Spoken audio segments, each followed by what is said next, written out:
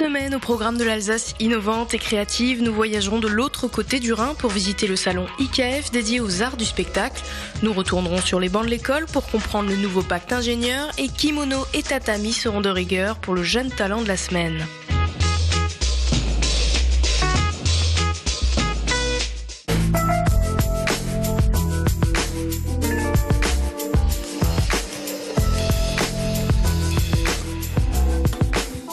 Artistes, danseurs, comédiens, espagnols, autrichiens ou français, les professionnels du spectacle vivant venus du monde entier étaient réunis du 26 au 29 janvier à Fribourg à l'occasion du grand salon culturel IKF.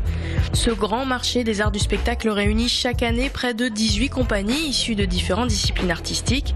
Pour la première fois, la région Alsace prenait ses quartiers au milieu des 7500 mètres carrés de la foire. Objectif, faire découvrir le potentiel artistique alsacien et dévoiler les atouts culturels de notre territoire. Il était absurde de penser que si près, nous avions un levier pour la diffusion du spectacle vivant dont nous ne faisions pas usage. Alors, nous avons rencontré les organisateurs du salon. Ils nous ont dit, mais évidemment, venez, on vous ouvre grand les portes, on vous donne un stand pour l'Alsace. Et puis nous nous sommes ensuite retournés vers les compagnies. Cette année, c'est une année test. On va voir comment ça se passe. Personne ne sait vraiment, mais on vous emmène. On va essayer de ensemble comprendre la logique de ce salon, de cette initiative IKF. Et puis on verra ce qu'on décide pour l'an prochain. Et donc nous amenons à peu près 30 compagnies, une trentaine de compagnies, d'acteurs culturels alsaciens qui vont découvrir en même temps que nous ce salon. L'Alsace, c'est 1400 établissements artistiques et près de 1500 artistes et techniciens du spectacle. IKF est l'occasion rêvée pour exporter la création régionale. À l'issue d'une sélection drastique, la compagnie mulhousienne Estro s'est vue offrir la possibilité de présenter son dernier spectacle face à un public averti. En fait, il y a un jury international qui choisit des compagnies et ensuite on vient présenter notre travail. Donc cette fois-ci, on est venu nous avec la région Alsace donc qui nous soutient aussi pour participer à ces salons-là.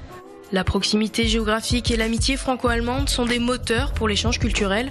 Le salon IKF touchait pour sa 27e édition 4000 visiteurs, créant ainsi de nouvelles opportunités de collaboration internationale.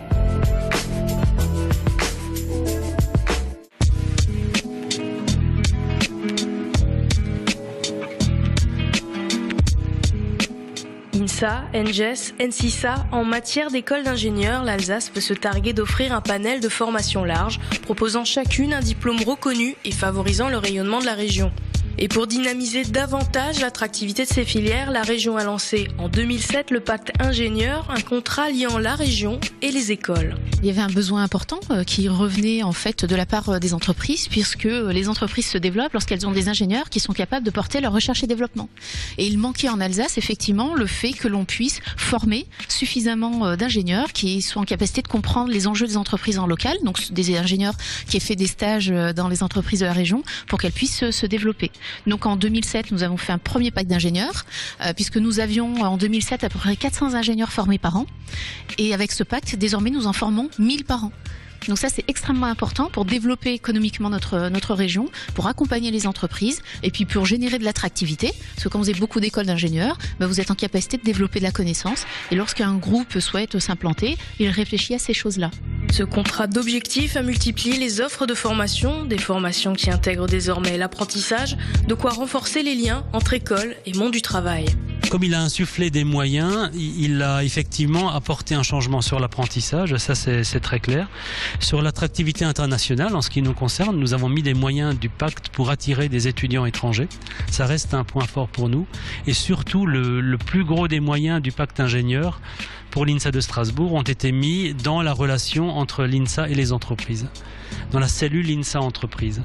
En fait, une école comme la nôtre ne va pas pouvoir se développer sans qu'il y ait une cellule des chargés de mission.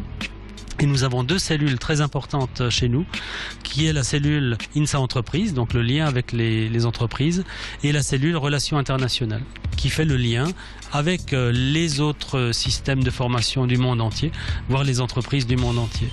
Vecteur du rayonnement national et international de l'Alsace, le pacte ingénieur permet d'adapter les formations aux besoins du monde de l'entreprise et de favoriser le recrutement des élèves dans les structures régionales. Il y a une vraie écoute des personnes chargées des relations aux entreprises pour bien vérifier que la formation est quand même assez en adéquation avec le besoin de l'entreprise, quitte à potentiellement aller jusqu'à nous demander d'intervenir. D'accord, j'ai eu certains de mes physiciens médicaux qui sont allés donner au moins des cours de sensibilisation dans certaines écoles. Donc on peut aller jusque-là. La région a tout intérêt à développer de l'activité localement et à s'appuyer sur des filières locales pour pouvoir ancrer dans le long terme à l'activité économique. Ça me paraît évident. Donc faire venir des jeunes de France entière et que naturellement, suite à leurs études, ils restent dans la région, créent de la valeur dans la région. Le pacte Ingénieur 2 s'étendra de 2015 à 2020 avec comme nouvel objectif 1000 entreprises partenaires des écoles.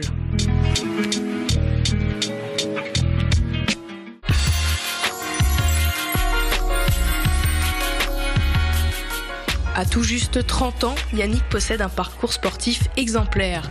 Après de multiples titres de champion de karaté, ce jeune talent a choisi de troquer son kimono contre l'élégant costume d'arbitre sportif. Il franchit les étapes une à une jusqu'à monter sur la plus haute marche de sa discipline, le rang mondial. Un investissement personnel fort qui a fait naître en lui une nouvelle passion. Commençant très jeune, on voit un peu tout. On démarre dans les gradins, on descend un peu plus bas, on va en tant que compétiteur.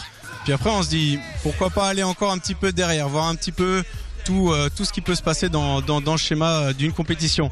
Et du coup, par curiosité, l'arbitrage, ça a pris. Bien encadré, bien aidé, et toujours avec cette notion de partage et d'échange qui vraiment m'ont fait accrocher dans l'arbitrage.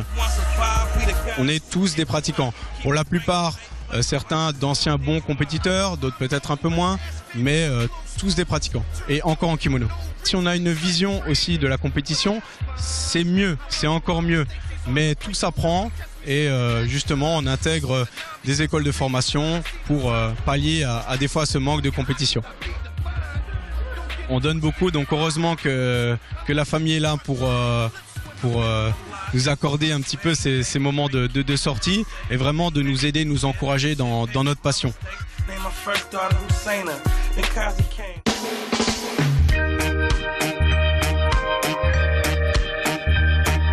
C'est la fin de votre magazine 100% Région Alsace. Rendez-vous sur alsace20.tv pour revoir et partager ce numéro.